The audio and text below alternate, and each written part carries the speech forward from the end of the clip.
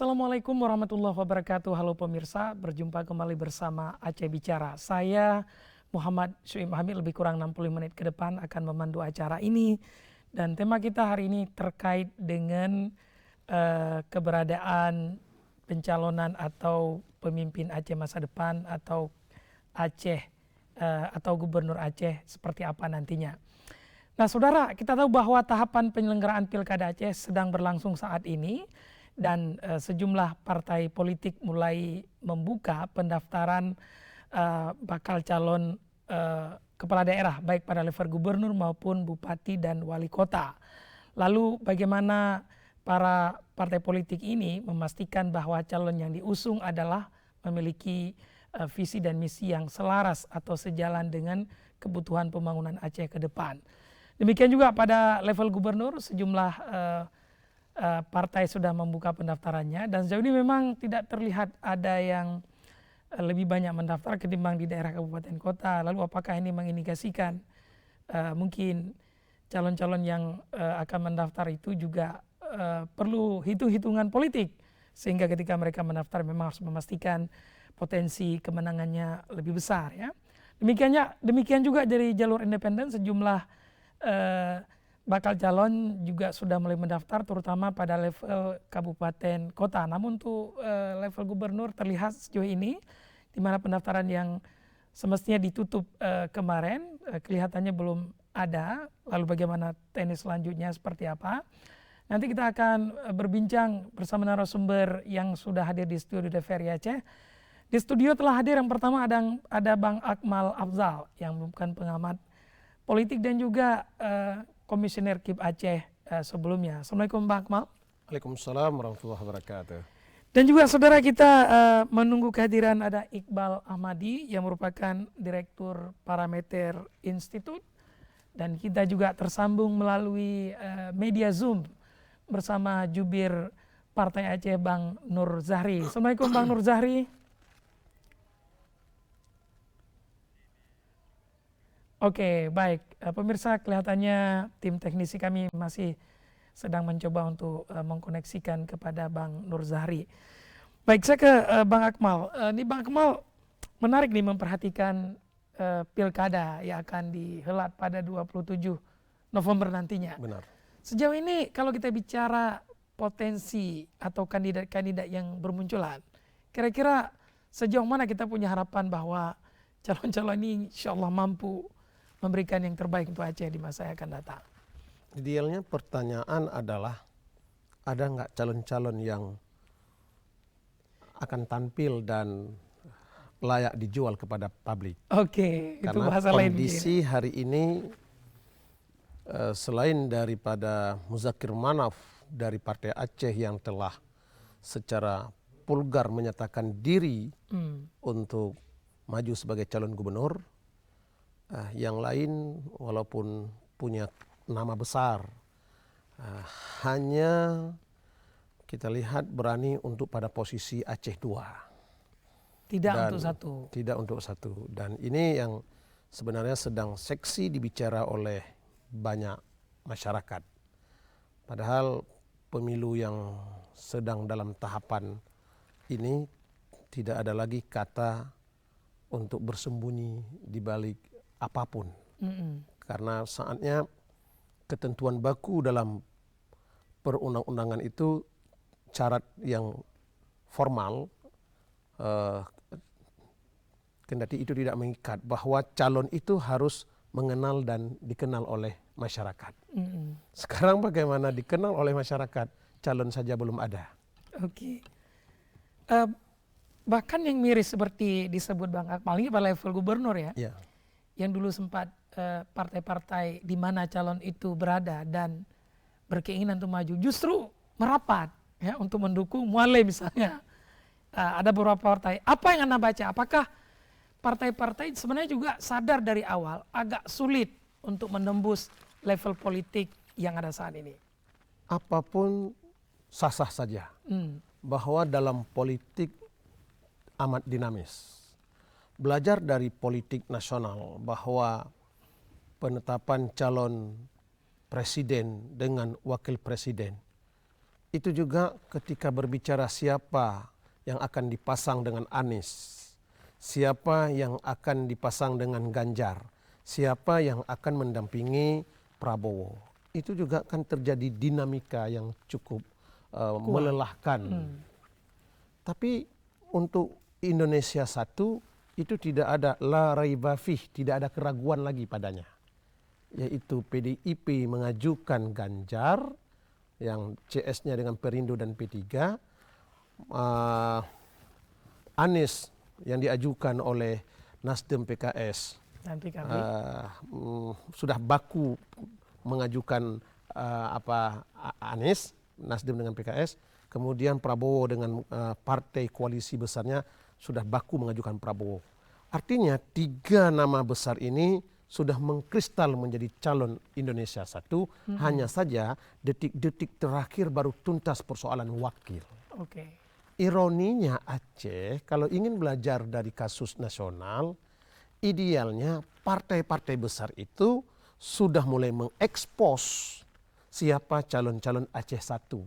Kendati nanti pada proses menjelang pendaftaran di akhir Agustus, ya kan? Mereka bermanuver. Ternyata partai ini yang mengusulkan nomor 1 bersedia pada posisi nomor 2. Oh, partai ini yang diam-diam ternyata siap untuk menjadi nomor 1. Nama-nama ini harus beredar. Bukan sami'na wa ata'na, tunduk untuk berada pada posisi nomor urut 2 pada 1 orang yang bernama Muzakir Manaf. Oke.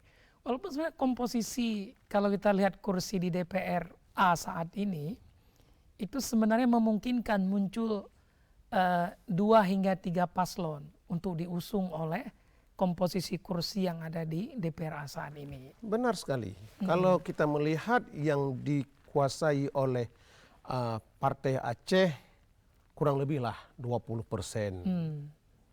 Tapi kan 25%, tapi kan ada 70-80% yang berpeluang. Yang berpeluang, dan kendati selain Partai Aceh yang bisa mengusul pasangan calon mandiri, partai-partai besar lain seperti PKB, Nasdem, dan Golkar itu kan hanya meminta tolong kepada partai-partai lain barang 2-3 orang lagi kan gitu. Itu bisa mengusulkan pasangan calonnya sendiri. Tapi justru sekarang partai ini yang ikut mendaftar ke sana. Ini yang menjadi persoalan.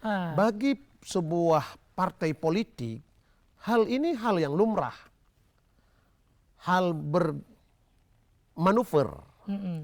Bahwa mereka seakan-akan ingin berharap wakil. Walau kendati pada endingnya nanti semua hal kadang-kadang di luar dugaan. Tapi dalam edukasi publik, ini sesuatu yang tidak lazim.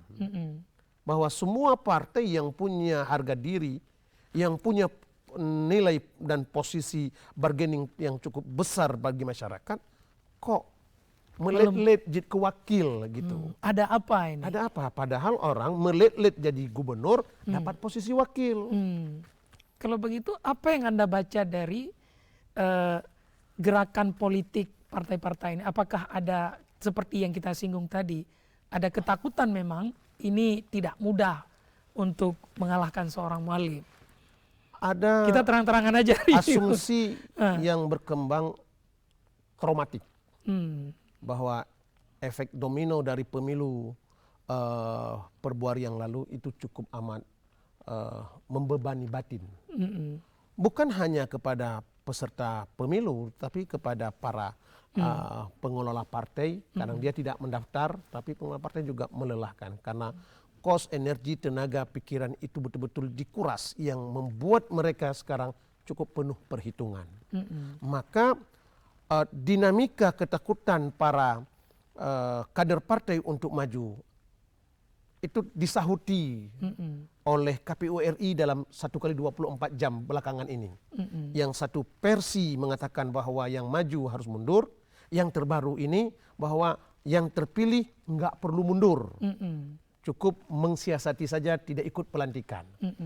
Manuver partai politik di daerah-daerah ini bisa juga dibaca oleh petinggi-petinggi mereka secara nasional, hingga tidak tertutup kemungkinan bahwa orang-orang untuk memastikan kontestasi pemilu ini diikuti oleh banyak calon, maka calon-calon yang sudah terpilih belum dilantik ini hanya bermain siasat saja nanti. Waktu pelantikan tidak hadir. Biar untuk memastikan kalau dia nanti terpilih mundur, enggak terpilih maka minta dilantik. Tapi ini tidak sehat. Tidak sehat kenapa? Masyarakat karena ini adalah perwakilan dan pimpinan dia untuk 5 tahun ke depan, mana mungkin bagaikan membeli kucing di dalam karung. Kita nggak mau kenal track record calon itu hanya 1-2 bulan terus kita pilih. Baik. Ini menarik bahwa ada penafsiran tadi dan ini coba dimainkan oleh calon-calon yang ada. Tapi kita coba sapa Bang Nur Zahri, sudah terhubung bersama kita. Assalamualaikum Bang Nur Zahri. Waalaikumsalam warahmatullahi wabarakatuh. Selamat sore. Ada Ustadz Akmal itu. Ya Bang, ini masih kita ini ada Tengku Akmal di sini. Ya Bang Nur Zahri, ini kan Partai Aceh sudah membuka pendaftaran bakal calon yang mau diusung ya.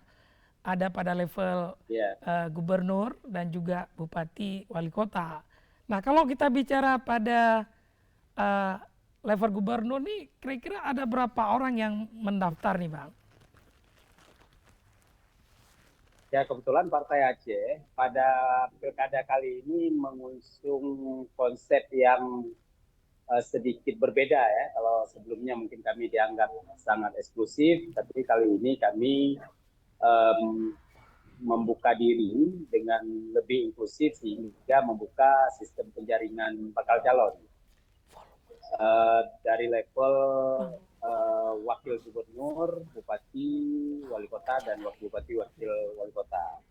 Nah hanya saja memang untuk level gubernur kita tidak membuka seleksi karena di internal Partai Aceh itu dalam beberapa mekanisme pengambilan keputusan baik itu Mubes, Rakor, kemudian juga Rapim yang sudah dilakukan dari semenjak tahun 2012 itu sudah final calon gubernurnya tunggal, itu Mualim atau Muzakir Manaf. Nah, sehingga ketika kita masuk masa pilkada dan kemudian mengusung konsep proses seleksi yang terbuka, peluang yang kita buka itu hanya untuk posisi wakil gubernur, bupati, wali kota, wakil bupati, dan wakil wali kota. Dan sehingga sampai hari ini tidak ada satupun yang mendaftar sebagai calon gubernur karena memang kita tidak akan terima kalau daftarnya sebagai calon gubernur.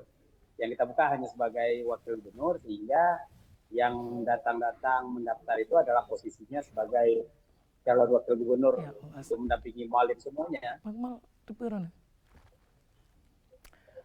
Sorry Bang Nur Zahri, kami agak kesulitan mendengarkan ada problem teknis di studio kami yang tidak terhubung secara baik.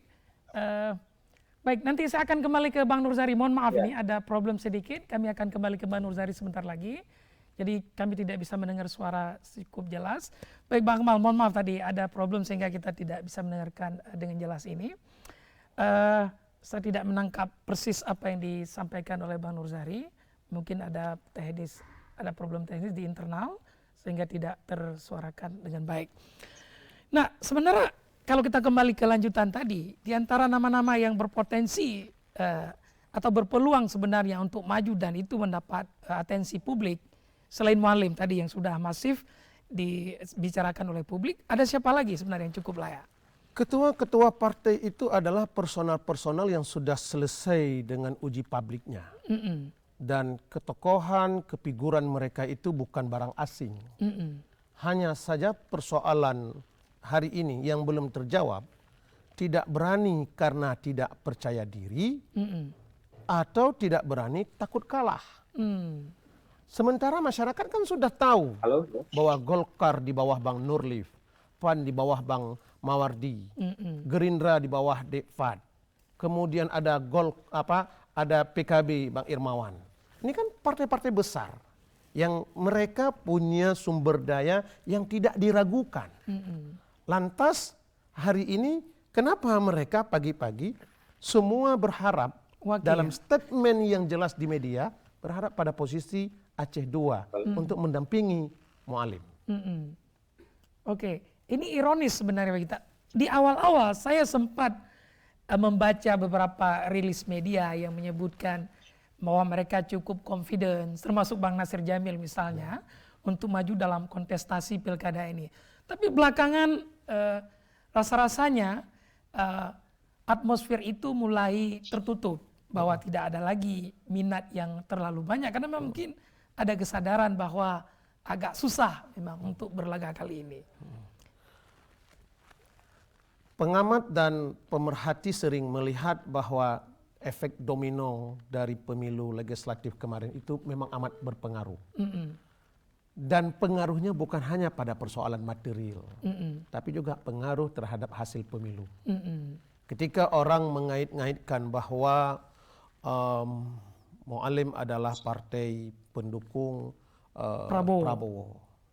Ini kan semua orang akan berasumsi bahwa golden ticket Mu'alim ini sudah di tangan.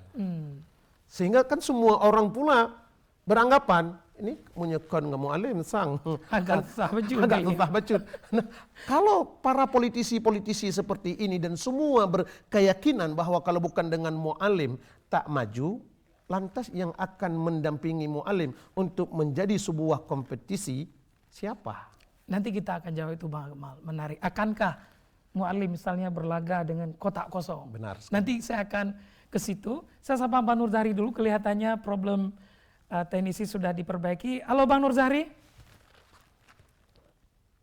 Ya, halo. Oke, Sudah ini kedengeran suara saya? sudah sangat clear. Tadi kelihatannya ada problem dengan studio kami sehingga tidak tersambung secara baik.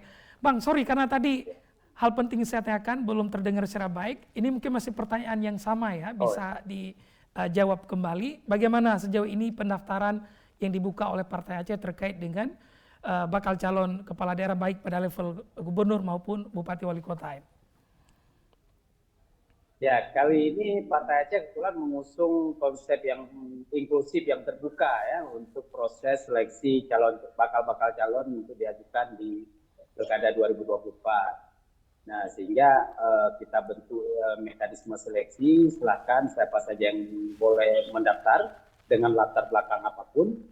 Hanya saja memang khusus yang dibuka itu hanya halo? Halo, Ya. oke Bang, Bagus lanjut. suaranya? Ya, clear, lanjut. Oke. Hanya saja posisi yang dibuka dalam proses seleksi di Partai Aceh hanya untuk posisi wakil gubernur, kemudian bupati, wali kota, wakil bupati dan wakil wali kota. Nah, kenapa posisi gubernur tidak dibuka secara terbuka? Karena memang dalam beberapa mekanisme pengambilan keputusan Partai Aceh, baik itu Mubes, Rakor, Rapim, itu sudah memutuskan secara bulat untuk mengusung Mu'alim sebagai calon gubernur tunggal.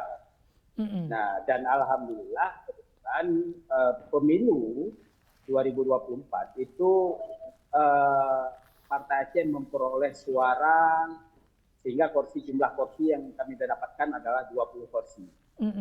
Nah, jadi secara persyaratan Partai Aceh adalah satu-satunya partai yang punya cukup syarat untuk mengajukan bakal pasangan calon. Sedangkan partai lain kan itu tidak ada satupun partai di hari ini di Aceh itu yang punya persyaratan yang cukup untuk mengajukan bakal pasangan calon sejumlah 15% jumlah suara ya. Cuma partai aja.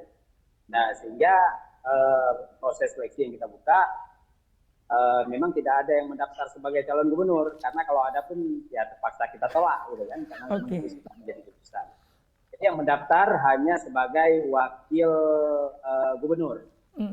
Dan sejauh ini Bang Nurzahri, yang kami dengar bahwa menariknya bahwa sejumlah ketua-ketua partai politik yang sebenarnya juga dominan dan berpeluang untuk maju sebagai calon gubernur justru mendaftar sebagai calon wakil gubernur via Partai Aceh. Apakah demikian Bang Nurzahri? Ya, kami juga kaget kan dengan pertimbangan yang terjadi gitu kan. Tapi saya pikir itu wajar saja karena mengingat mungkin itu ada beberapa faktor yang menyebabkan hal tersebut terjadi. faktor utama adalah tidak ada partai yang kemudian punya syarat yang cukup untuk mengajukan calon gubernur.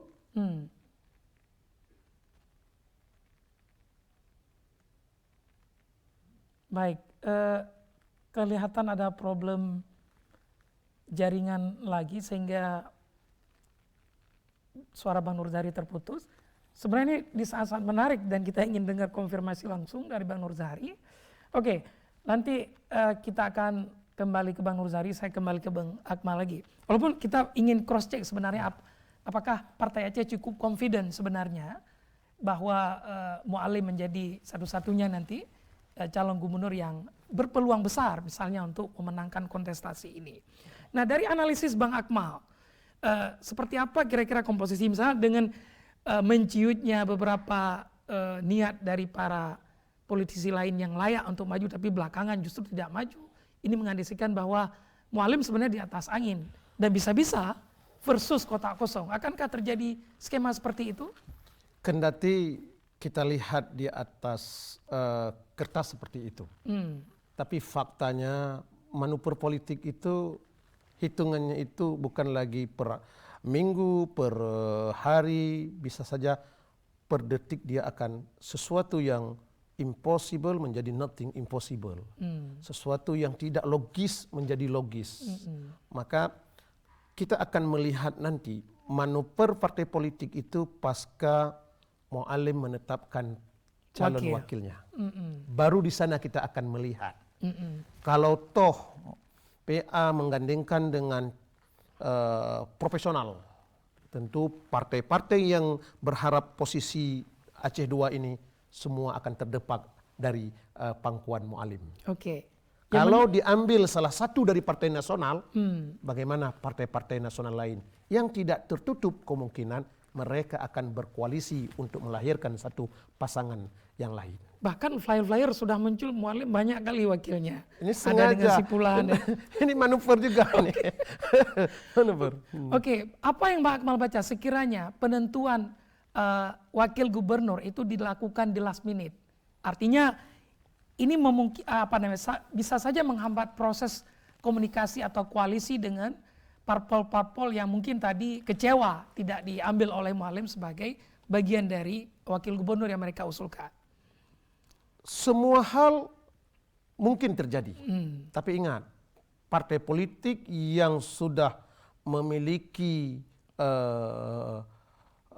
syarat lengkap untuk bisa mengusul hanya satu partai PA. Bagaimana dengan partai-partai yang lain?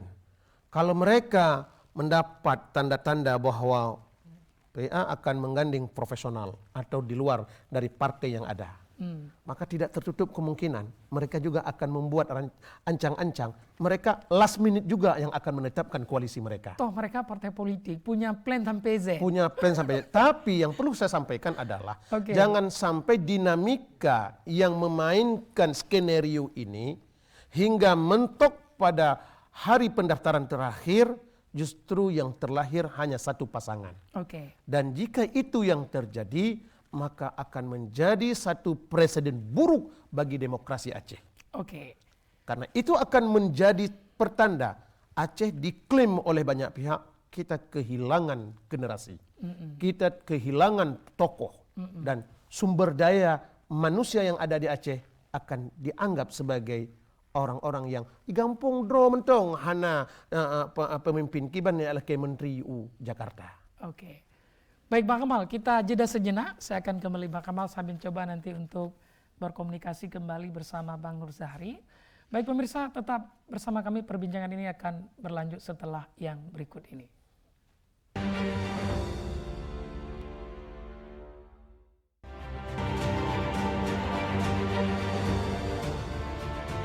Bersama saya Muhammad Suhaib Hamid. Nah, dari catatan KPPN Banda Aceh, lalu apa menjaga agar apa yang disiapkan dari pencapaian sehat dan kualitas ini dana anggaran terbesarnya itu adalah teknologi. Jadi dalam konteks Aceh kita melihat realisasi. Saya melihat di sebagian lembaga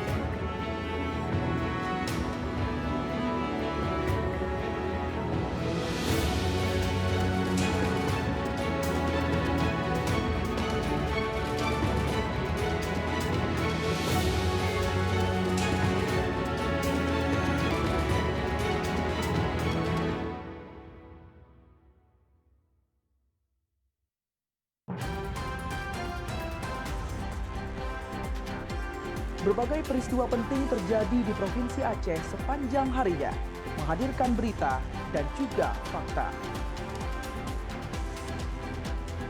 Sebagai jendela informasi, menyoroti berbagai kekayaan dan keindahan Aceh dan mengolahnya menjadi konten yang membantu. Kami hadir menyajikan informasi yang akurat, teraktual, dan sumber terpercaya, serta laporan langsung di setiap peristiwa. Saksikan Aceh hari ini, setiap hari pukul 17 waktu Indonesia Barat, hanya di TVRI Aceh, media pemersatu bangsa.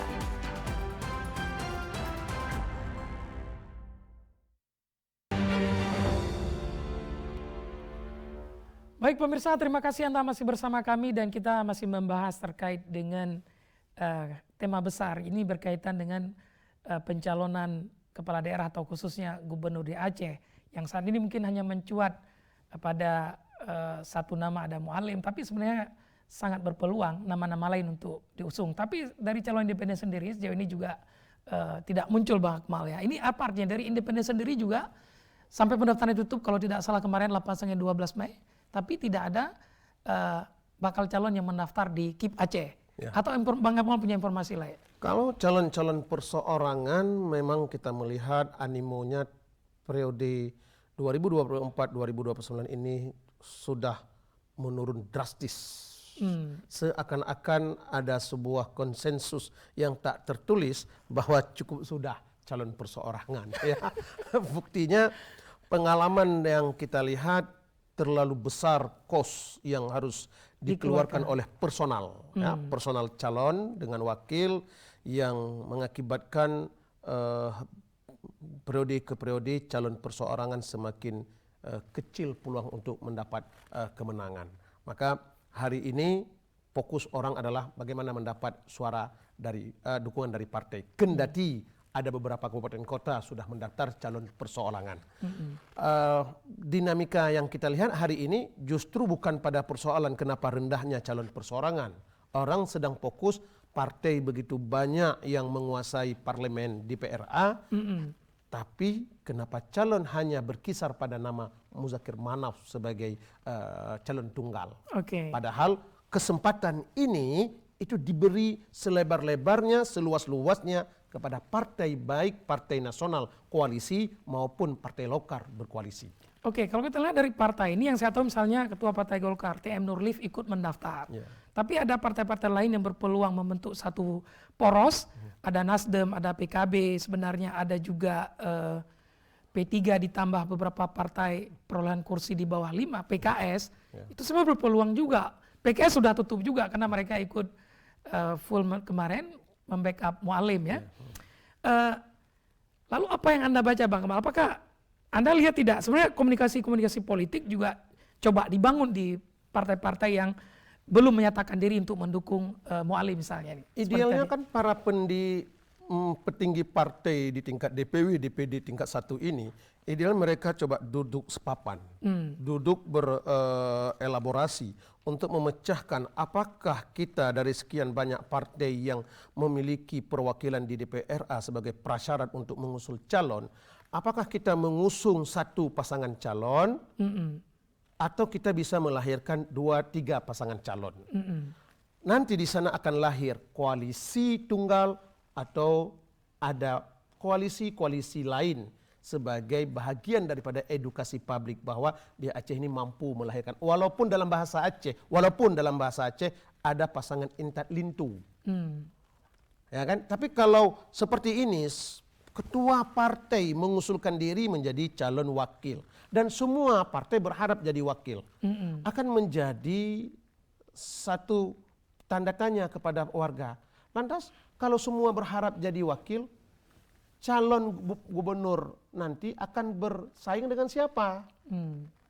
Kendati Mahkamah Konstitusi regulasi telah memberi ruang boleh pasangan tunggal itu versus tong kosong atau kotak kosong.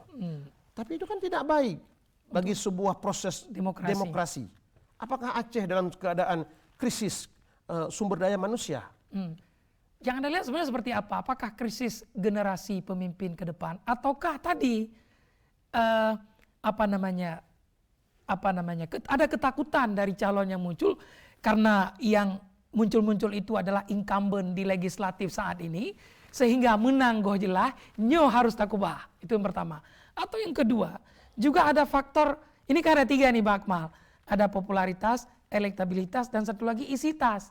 Apakah isitas sebenarnya yang juga ikut mempengaruhi para kontestan untuk benar-benar memutuskan ikut serta? 2 hal yang tak bisa dipisahkan. Ketika kita rangkai bahwa ada trauma, benar.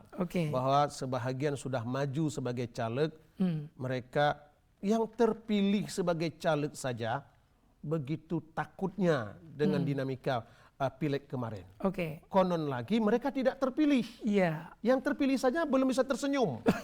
Konon yang tidak terpilih tiba-tiba dikejutkan oleh ini maju calon gubernur. Mohon siapkan kos. Karena kan seperti Bung Suin sampaikan, tidak cukup dengan moralitas, integritas, proporsionalitas tanpa ada isitas. Isitas bisa mengalahkan yang lain sebenarnya. Ini isitas ini belum lagi berhadapan dengan masyarakat. Ini masih berhadapan bagaimana meyakinkan saya masuk paket atau tidak. Nah, itu dia. Fenomena-fenomena seperti ini yang mengakibatkan perhitungannya itu bukan hanya sekali, 2 kali, 3 kali. Tapi unlimited. Dia selalu menghitung lengkap. Orientasi partai politik adalah kekuasaan. Ketika ia memberikan suara dia, saya maju dengan sipulan. Hitung-hitungannya adalah menang kalah. Tapi sebelum hitung menang kalah, apa yang saya dapatkan dalam proses dinamika memasang ini dengan ini dengan ini, saya dapat apa? Karena politik tidak bisa terlepas dari take and give. Karena memang dinamikanya sangat tinggi. Bang Akmal, kita coba sapa Bang Nurzari kembali. Halo Bang Nurzari. Ya, halo. Ya, sorry Bang, tadi Artinya ada... Ini susah komunikasi ini, hujan terus nih. Bang Nurzari, ini menarik bahwa saat ini, tadi kita diskusi, saat ini nama yang muncul satu-satunya itu ada Mualim. Sebenarnya PA cukup confident bahwa, pertama untuk mengusung Mualim dan juga confident misalnya katakanlah untuk mengkampanyekan atau memastikan bahwa akan memenangkan kontestasi pilkada gubernur nanti. Ya, kami persiapan untuk pilkada itu sudah jauh hari kami buat ya. Karena memang sebenarnya kan pilkada Aceh harusnya tahun 2022, tapi tertunda menjadi 2024 dengan segala dinamikanya. Nah, persiapan itu sudah jauh hari kami lakukan. Nah, kemudian proses komunikasi politik juga terus kami lakukan. Kan? Kami berbicara juga dengan partai-partai lain. Semua partai kita sudah ketemu kok. Nah, jadi sudah ketemu, sudah kita share. Dan pembicaraan-pembicaraan, alhamdulillah banyak yang positif, gitu kan. Ada yang bisa bersama, ada yang tidak. Nah, cuman memang mungkin realita dan fakta bahwa ketika hanya partai Aceh yang yang punya cukup suara untuk mengusung bakal calon, ini bisa saja menyebabkan terhalangnya niat tokoh-tokoh partai lain untuk maju sebagai calon gubernur. Nah, karena cerita mau maju calon gubernur kan bukan hanya cerita bahwa keinginan pribadi seperti Ustadz Akmal harapkan kan. Nah, tetapi juga harus melihat bagaimana persyaratan yang diwajibkan oleh KIP Aceh, apakah bisa terpenuhi atau tidak. Nah, beberapa sosok pernah mendeklarasikan diri. Saya ingat Bang Nasir Jamil juga pernah mendeklarasikan diri dalam beberapa kesempatan untuk maju sebagai calon gubernur. Nah, tapi kan faktanya PKS mendukung Mualim. Faktanya nggak ada. Bang Nurzari. Pembicaraan antar partai itu terus kami lakukan. Jadi bukan kemudian kita menciptakan, enggak. Kalau seperti kata Ustaz Akmal, seolah-olah ini ada yang mendesain. Betul, yang mendesain itu Allah Subhanahu Wa Taala kan. Kita kan hanya berupaya. Bang Nurzari, dalam hal katakanlah komunikasi coba dibangun tadi, dan tadi kita berbicara dalam hal semua partai politik akhirnya berlabuh ke Mualim, ya, walaupun dalam konteks Wagub mungkin ini belum tentu siapa, tapi untuk konteks gubernur semua Mualim. Dan tadi kalau memang hanya muncul satu calon Mualim, kira-kira apa yang bisa disampaikan dari sudut demokrasi ini? Kita menyebut misalnya, Bang Akmal menyebut ini sesuatu yang it's not too good for the future. Gimana Bang Nurzari? Ya, saya pikir dalam demokrasi itu kan semuanya terserah kepada kepada rakyat ya. Dan juga kepada aktor pemainnya. Hari ini kita ingin misalkan seperti Ustaz Akmal. Ini contoh misalkan Ustaz Akmal katakanlah mau maju, tapi ketika nggak ada kendaraan, nggak ada partai, kemudian juga dukungan masyarakat juga tidak ada, ini kan tidak mungkin kemudian memaksakan diri untuk maju. Nah, jadi walaupun kemudian kita bercerita tentang bahwa tidak bagus cuma satu calon dan segala macam, tetapi pada akhirnya kan fakta yang akan kita hadapi dan terpulang kepada masyarakat. Apakah masyarakat kemudian menerima kondisi ini atau tidak gitu. Yang pasti hasil pemilu itu sebenarnya sudah mencerminkan hasil pilihan masyarakat. Nah, ketika Partai Aceh satu-satunya menjadi partai yang mendapatkan dukungan masyarakat cukup besar, sedangkan partai lain tidak mendapatkan porsi yang cukup untuk mengusung calon, itu sebenarnya sudah dapat kita baca arah kemana sebenarnya masyarakat. Oke. Nah, kalau kami tentunya melihat kondisi ini menggiring masyarakat, sebenarnya masyarakat ingin Aceh ini tetap dipimpin oleh Partai Aceh dan Mualim selaku gubernur. Nah, mungkin partai-partai lain menjadikan ini juga sebagai bahan kajian. Karena cerita tentang mengusung calon dan membangun koalisi itu sesuatu hal yang berbeda. Nah, banyak dinamika yang harus diperhatikan dalam aspek koalisi ya. Kita tahu kondisi Pilpres kemarin yang baru selesai juga mempengaruhi gitu kan. Kondisi perkembangan politik hari ini di Jakarta, di mana telah terjadi juga pembicaraan-pembicaraan di level nasional, ini juga mempengaruhi kondisi di lapangan. Ditambah ya seperti saya katakan bahwa modal dasar untuk maju juga harus ada, bukan hanya isi tas tadi ya, tetapi juga dukungan kursi. Iya. Nah, Oke, Bang Nuzari, ini terakhir sebelum kita udah datang narasumber satu lagi, ini apa yang menurut sebenarnya banyak partai-partai yang berkecukupan untuk mengusung koalisi sendiri, tapi justru merapat ke koalisi Partai Aceh ini. Ini fenomena apa yang Bang Nuzari baca? Apakah memang mereka melihat bahwa prospek kemenangan ada di porosnya Partai Aceh dan teman-temannya, atau bagaimana? Saya lebih menduga sebenarnya teman-teman partai lain itu sudah sangat nyaman dengan Partai Aceh, sehingga komunikasi-komunikasi yang kami bangun dengan partai-partai lain itu disambut dengan sangat hangat, gitu kan? Dan pembicaraan-pembicaraan antara Partai Aceh dengan partai-partai lainnya itu memang berlangsung dengan sangat positif. Nah, mungkin kenyamanan ini yang menyebabkan analisa-analisa dari partai-partai yang ada itu lebih berkeinginan bersahabat dengan Partai Aceh. Nah, karena ini kan ada istilahnya ada chemistry yang harus kita bangun dalam permasalahan koalisi, gitu kan? Oke. Nah, dan mungkin saja chemistry yang sudah kami bangun jauh hari, baik ketika kami di parlemen di DPR Aceh, kemudian juga kondisi ketika tim pemenangan Pak Prabowo yang dipimpin oleh Partai Aceh, ini menyebabkan partai-partai lain merasa sangat nyaman dengan Partai Aceh. Oke. Nah, jadi ketika kami membuka peluang untuk calon wakil gubernur itu boleh didaftarkan oleh pihak luar, itu semua partai kemudian memanfaatkan potensi ini. Oke, baik Bu Nuzari, saya akan kembali ke Bang Nuzari nanti sekiranya kita masih ada waktu. Selamat datang Pak Iqbal Ahmadi, Direktur Parameter Institute. Kita tadi sudah berbincang. Nah, sejauh ini apa yang Anda lihat dari konteks katakanlah tadi kita berbicara tentang sosok siapa calon gubernur ke depan. Dan apa yang ini kan yang muncul ada Mualim, beberapa nama lain sempat muncul lalu menghilang karena memang partai yang semestinya dia berada itu merapat ke kubu atau ke porosnya Partai Aceh dan teman-teman. Gimana Parameter Institut menilai ini? Baik, terima kasih sebelumnya. Assalamualaikum warahmatullahi wabarakatuh. Jadi meninjau, melihat tadi kan tajuk yang dibawa oleh perbincangan ini yaitu Aceh krisis calon di Pilkada 2024 gitu. Nah, tadi saya lihat ada tanda tanya rupanya.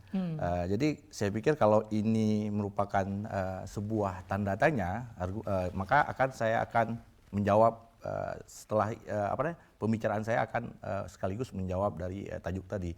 Tapi kalau itu pun sebuah argumen, maka saya adalah berposisi untuk menyangkal argumen tersebut. Aceh krisis pemimpin di Pilkada 2024. Menurut saya itu adalah sebuah argumen yang sangat gampang dibantah. Karena ya kita tahu Aceh itu tidak pernah putus ataupun tidak pernah kekurangan orang-orang pintar, orang-orang baik, ataupun orang-orang yang punya kapasitas untuk memimpin Aceh itu sendiri. Cukup banyak sebenarnya calon-calon kalau kita mau melihat secara fair dan objektif yang layak kita jadikan sebagai kandidat kontestan di Pilkada 2024 untuk calon gubernur.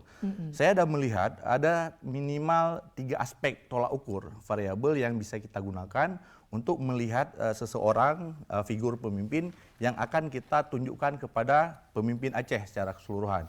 Misalnya aspek pertama yaitu elektabilitas. Elektabilitas itu kan menjadi aspek paling penting ya, bagi orang yang ingin berkontestasi dalam pilkada. Nah, di aspek elektabilitas kita bisa saring beberapa nama misalnya yang udah terbukti di dalam pemilu terakhir misalnya. Nama pertama yang pasti muncul di benak masyarakat misalnya Haji Uma, Pak Sudirman kan. Dia punya suara secara personal tanpa harus pakai wakil, tanpa harus ada partai pendukung. Dia bisa 1 juta lebih suaranya untuk dia sendiri. Walaupun mungkin memang kalau kita langsung kita compare dengan pemilihan pilkada itu akan ada beberapa variabel yang berbeda, belum tentu seperti itu. Sorry Iqbal, nama-nama itu kita sempat singgung tadi, tapi sayangnya kalau mereka maju dalam jalur independen kan ini udah tutup. Nah sekarang kira-kira kalaupun mereka nanti ada berpeluang maju, akankah ada partai politik yang akan mengusung? Karena soalnya beberapa partai besar itu sudah juga mulai merapat ke partai Aceh. Lalu akankah ada wadah untuk diakomodasi begitu? Ya, politik itu kan selalu dinamis, sangat dinamis. Detik-detik terakhir itu bisa berubah. Kita tidak bisa menganggap politik ini sebagai sebuah hitungan matematis. Dia akan selalu berubah mengikuti variabel-variabel yang mendukung kelompok kepentingan yang akan mengusungnya. Jadi misalnya saya lanjutkan yang tadi, misalnya kayak Haji Uma, elektabilitasnya tinggi. Kemudian yang nomor 2 menurut ukuran hemat kami itu ada seperti Muzakir Manaf, Mualim yang juga sangat tinggi elektabilitasnya. Kemudian ada beberapa orang yang elektabilitasnya juga tinggi. Misalnya di pemenang-pemenang pemilu 2024 kemarin di Pileg, itu beberapa nama yang lebih suaranya ratusan ribu. Itu bayangkan satu kontestasi dengan banyak nama, dia bisa dapat suara di atas 100 ribu, hampir 200 ribu mungkin ada beberapa. Itu kan cukup menjadi satu ukuran. Dia adalah orang yang diperhitungkan dalam masyarakat untuk hal keterpilihan. Dan ada banyak nama lain. Itu aspek yang pertama. Aspek yang kedua adalah aspek kapasitas. Banyak sekali anak-anak Aceh ataupun calon pemimpin Aceh yang punya kapasitas yang mumpuni untuk ukuran itu. Kalau kapasitasnya di dunia birokrat, kita kenal beberapa orang, misalnya birokrat dan akademis misalnya, kita pengen figur yang berpendidikan tinggi. Misalnya ada beberapa mantan rektor seperti Prof. Samsul Rijal, Prof. Yasman yang di UTU, dan ada Prof. yang di Unimal misalnya. Dan ada beberapa nama yang sudah berkecimpung di dalam dunia akademis. Kemudian aspek yang ketiga adalah aspek yang pertama adalah elektabilitas, yang kedua adalah kapasitas, yang tiga sinergisitas. Jadi tokoh-tokoh Aceh yang sudah besar namanya di pusat, dia mampu membawa sinergis program yang dijalankan oleh pemerintah pusat dan akan sinkron dengan pemerintah Aceh. Karena kita kan kekurangan selama ini adalah sinergisitas tadi. Banyak kebijakan-kebijakan yang bagus, banyak hal-hal yang positif yang ingin dibuat, terkendala dengan masalah politik. Jadi ketika pusat melihat ketika program ini berhasil di Aceh, maka akan menjadi satu gejolak baru, itu bisa dihilangkan. Contoh namanya misalnya seperti petinggi partai, salah satu partai yang menjadi sekjen, atau misalnya Wamen sekarang Bang Nezar Patria, dan beberapa nama lain yang saya pikir membuat ini salah satu kontestasi pilkada Aceh yang paling menarik menurut saya. Banyak sekali figurnya. Artinya kalau bicara generasi sebenarnya kita cukup banyak ya. Cukup banyak. Tapi secara fakta politik, walaupun tadi politik sangat dinamik, kita tidak tahu di ujung-ujungnya bisa saja muncul beberapa calon. Tapi sejauh paling tidak hari ini melalui jalur independen itu sudah tertutup, sehingga tokoh-tokoh yang diekspektasi muncul melalui independen ini sudah tidak bisa lagi. Lalu kalau melalui jalur politik masih terbuka. Nah di antara nama-nama itu atau di antara syarat yang Anda sebutkan sebenarnya melekat tidak atau ada tidak pada nama-nama yang hari ini beredar sebagai calon pemimpin alternatif di Aceh nanti? Sebenarnya tadi kita berbicara ke arah politik yang sangat dinamis. Sangat dinamis politik. Kita hitung sampai dengan perubahan variabel yang terakhir. Dan semua nama-nama yang kita sebutkan tadi atau yang belum disebutkan tapi memenuhi dalam ketiga aspek itu sangat berpeluang besar menjadi figur yang kuat, tiba-tiba menjadi tolak ukur masyarakat, kita harus pilih pemimpin yang seperti ini. Karena kan sekarang kita semacam dikotomi, jadi diarahkan persepsi Aceh tidak punya figur, Aceh miskin figur, jadi cuma ada 1-2 figur yang bisa kita pilih. Saya membantah itu semua. Kurang iklan aja mungkin mereka. Itu gimana? Karena kurang iklan bisa kurang isi tas. Itu indikator berikut. Dan hal yang paling penting saya lihat di dalam politik ada namanya, kan politik ini kan bukan sprint, bukan perlombaan lari yang sprint yang cuma 10 detik. Tapi politik ini adalah politik olahraga yang seperti olahraga maraton. Dia harus punya endurance yang lama, dia sabar di tahap terakhir, tiba-tiba kita lihatlah di konteks Pilpres. Siapa yang nyangka 02 yang sekarang yang menang, itu kan detik-detik terakhir dirumuskan. Bahkan ada beberapa calon wakil yang udah buat surat kesehatan tadi, tiba-tiba kita lihat politik yang begitu dinamis, udah nama yang lain. Begitu juga konteks Aceh menurut saya. Ada Prof. Yusril sama Erik yang lebih dulu. Iya. Baik, menarik bahwa ternyata nih Pak Akmal, kita sebenarnya kalau bicara kader banyak. Walaupun tadi skema politik seakan mempersempit peluang kader-kader ini atau generasi ini untuk maju dalam kontestasi ini.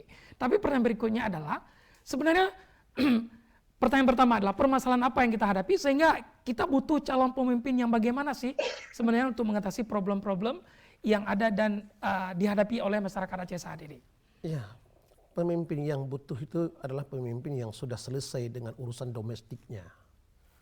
Sekarang rakyat membutuh perlindungan. Rakyat membutuh kepemimpinan. Maka itu akan ada kepada orang-orang yang sudah selesai perkara pribadinya. Kalau orang-orang hari ini mencari kekuasaan untuk kepuasan batinnya, untuk kepentingan pragmatis, maka 5-10 tahun ke depan nggak ada yang berubah. Pemilu hanya pergantian kepala daerah, rakyat akan menghadapi status quo. Maka yang menjadi problematika hari ini adalah ada stagnan politik sehat. Ketika kita berbicara sebelumnya bahwa politik nasional mengedukasi kita. Dipercepat Bang Amal. Ya, idealnya mereka ketika lahir 3 calon kepala negara, mereka hanya bermanuver pada wakil. Tapi di Aceh, ketika calon tunggal yang berani hanya mu'alim, lantas apakah semua orang akan bermanuver last minute nanti akan membuat poros baru? Jika tidak, lantas akankah Aceh melahirkan satu kontestan versus tong kosong? Kotak kosong. Ini yang cukup ironi, karena ini tidak bagus dari legasi kita terhadap demokrasi bagi Aceh ke depan.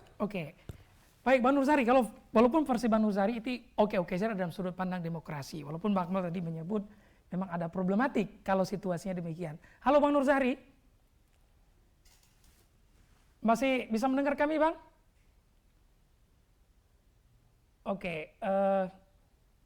Kelihatannya ada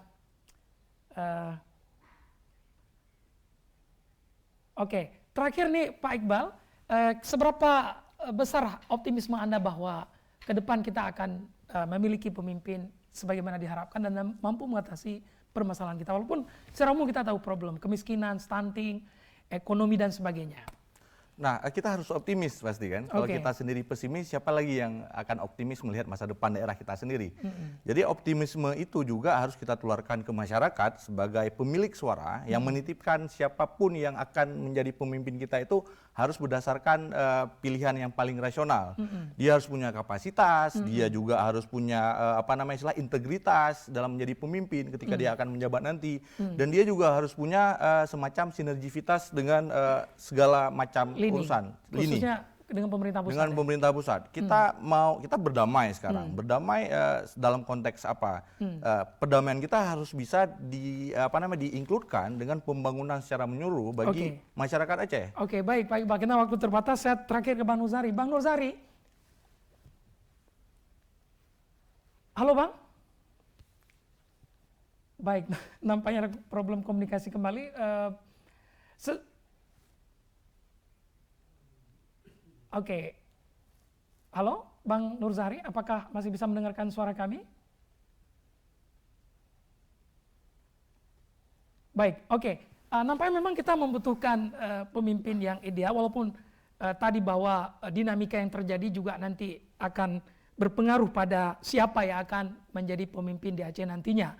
Memang saat ini untuk nama calon gubernur ada Mualim, tapi harapannya juga ada beberapa kontestan lain sehingga demokrasi akan semakin ramai, ya, tidak? Ya, rakyat yang akan menentukan nanti yang akan menentukan. Di 27 November. Tapi paling tidak yang kita harapkan adalah pemimpin yang tidak selalu menuntut untuk dilayani, tapi pemimpin yang melayani rakyatnya.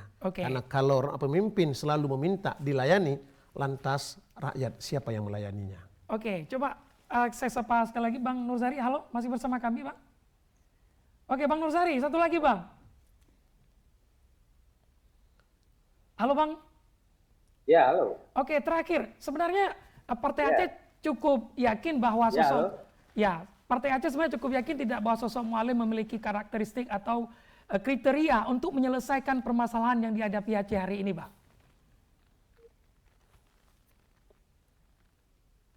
Ya, tadi apa yang disampaikan oleh Ustadz Akmal bahwa hari ini Aceh rindu pada sosok pemimpin yang mengayomi, melindungi dan menyelesaikan persoalan. Jauh-jauh hari kami sudah yakin bahwa sosok itu ada di Mualim. Dan mungkin saja keyakinan yang sama juga dirasakan oleh tokoh-tokoh yang ada di sini di partai-partai lain. Sehingga mereka ketika kami membuka komunikasi dengan partai-partai lain disambut positif. Nah, ini juga merasa menjadi sesuatu yang luar biasa bagi kami, karena kalau sebelum-sebelumnya kami sangat eksklusif ketika menentukan pasangan calon itu dari internal sendiri, itu malah banyak calon. Tapi ketika Partai Aceh kemudian hari ini membuka peluang terbuka, kita buka seluas-luasnya, dan partai lain juga ada yang saya tahu seperti Nasdem, mereka juga membuka seleksi, tapi ternyata malah mengerucut kepada penguatan tokoh Mualim itu sendiri. Oke, Bang Nurzari. Baik, kami sudah bisa menangkap pesannya. Mohon maaf waktu kita sudah berakhir karena sebentar lagi ada berita yang harus tayang. Terima kasih, tapi yang pasti tadi ada chemistry dan keamanan serta mungkin yang ideal ada pada sosok Mualim seperti yang disebutkan oleh Bang Nurzari tadi. Baik, terima kasih Bang atas waktunya, Pak Iqbal dan juga Bang Akmal bersama Aceh Bicara. Pemirsa, demikian perbincangan ini. Insya Allah sampai ketemu di acara bicara berikutnya. Wabillahi taufiq wal hidayah. Wassalamualaikum warahmatullahi wabarakatuh. Waalaikumsalam warahmatullahi wabarakatuh.